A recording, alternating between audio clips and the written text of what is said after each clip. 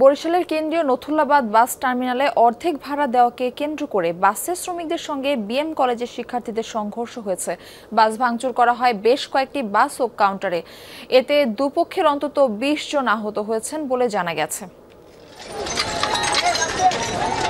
শিক্ষার্থীদের সাথে শ্রমিকদের বিরোধের পর উত্তেজনা ছড়ায় বরিশালের নথুল্লাবাদ বাস স্ট্যান্ড এলাকায়।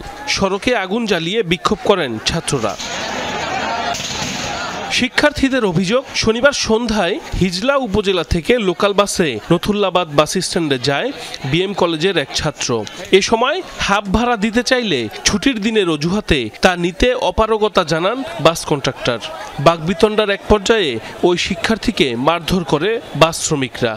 হাফ ভাড়া দিতে চেষ্টা করলে হাফ ভাড়া তো নেয়ই নাই, বরং বাসের যারা ছিল, বাসের ড্রাইভার, হেল্পার, তারা তার সাথে প্রচণ্ড খারাপ আচরণ করে। সবাই একসাথে দাঁড়ানো ছিলাম, তো হঠাৎ করে দেখলাম যে এই পাশ থেকে ইট মারা হয়েছে।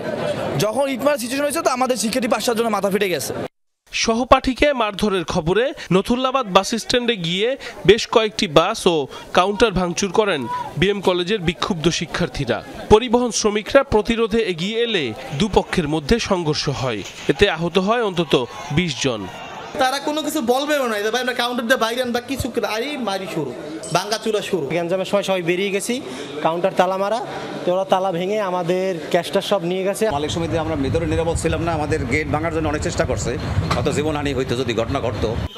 সংঘর্ষের ঘটনায় প্রায় ২ ঘন্টা বন্ধ থাকে ঢাকা কুয়াকাটা মহাসড়ক। প্রথমে পুলিশ ঘটনাস্থলে পৌঁছালেও সেনাবাহিনী গিয়ে পরিস্থিতি নিয়ন্ত্রণে আনে। সংবাদ পর আমার যে মোবাইল গাড়িগুলো ডিউটিতে থাকে, ওনার রেসপন্স করছিল। দুই একটা উত্তেজনাকর কথাতে আবার এটা বিস্তার লাভ করে, আবার এটা বড় ধরনের আকার ধারণ করে। পরে আমরা চেষ্টা করেছি সর্বোচ্চ শক্তি প্রয়োগ নিয়োগ করে যে যত ক্ষয়ক্ষতির পরিমাণ কমানো যায়। পরবর্তীতে সংঘর্ষের ঘটনায় আহতদের উদ্ধার করে বিভিন্ন হাসপাতালে চিকিৎসা দেয়া হয়। সাইফ আহমেদ, যমুনা নিউজ। বরিশালে গতকাল শিক্ষার্থী ও পরিবহন শ্রমিকদের সংঘর্ষের পর কেন্দ্রীয় নথুল্লাবাদ বাস স্ট্যান্ড থেকে বাস চলাচল বন্ধ রয়েছে। এ বিষয়ে আরও জানাতে যুক্ত হচ্ছেন আমাদের সহকর্মী কাউসার হোসেন।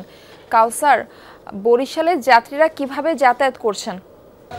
মাসি, গত রাতে শিক্ষার্থী এবং পরিবহন শ্রমিকদের যে সংঘর্ষ হয়েছে, এরপরেই কিন্তু আমরা আসলে বিষয়টি কিছুটা আঁচ করতে পেরেছিলাম যে সকাল থেকে হয়তো বা পরিবহন ধর্মঘটের ডাক দেওয়া হবে। তবে পরিবহন ধর্মঘটের ডাক দেওয়া না হলেও এই বরিশাল নথুল্লাবাদ বাস টার্মিনাল থেকে দেশের বিভিন্ন অঞ্চলে দূরপাল্লার যে বাস চলাচল করে এবং পাশাপাশি যে অভ্যন্তরীণ রুটের যে বাসগুলো চলাচল করে, সেই বাস কিন্তু সকাল থেকে বন্ধ রয়েছে। এবং এই বাসগুলো বন্ধ থাকার ফলে কিন্তু যারা অভ্যন্তরীণ রুটে বা দূরপাল্লায় নথুল্লাবাদ থেকে চলাচল করে, তারা কিন্তু ভোগান্তিতে পড়েছেন এবং তারা বিভিন্নভাবে ছোট ছোট পরিবহনে বা ভেঙে ভেঙে গন্তব্যে যাওয়ার চেষ্টা করছেন। এবং আমরা এই বিষয়ে জানতে চেয়েছিলাম শ্রমিক ইউনিয়ন এবং যারা পরিবহন মালিক রয়েছে, মালিক সমিতির কাছে। তারা বলেছেন যে আসলে তারা ধর্মঘটে নেই, কিন্তু গতকাল শিক্ষার্থীদের আক্রোশে যে গাড়িগুলো ভেঙেছে, অর্থাৎ নথুল্লাবাদ বাস টার্মিনালে যে পরিমাণ গাড়ি পার্কিং করা ছিল,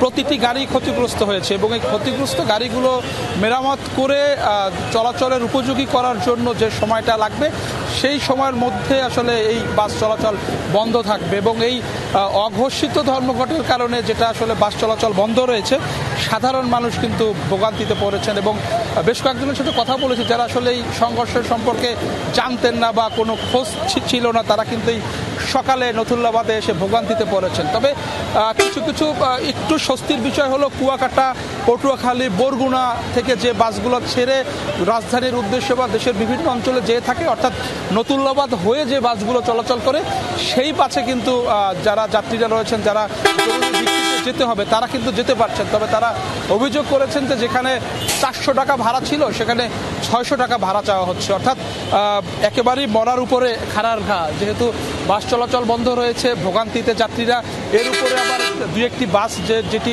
দক্ষিণ অঞ্চল থেকে ছেড়ে আসছে, সেখানে কিন্তু বেশি ভাড়া চাওয়া হচ্ছে।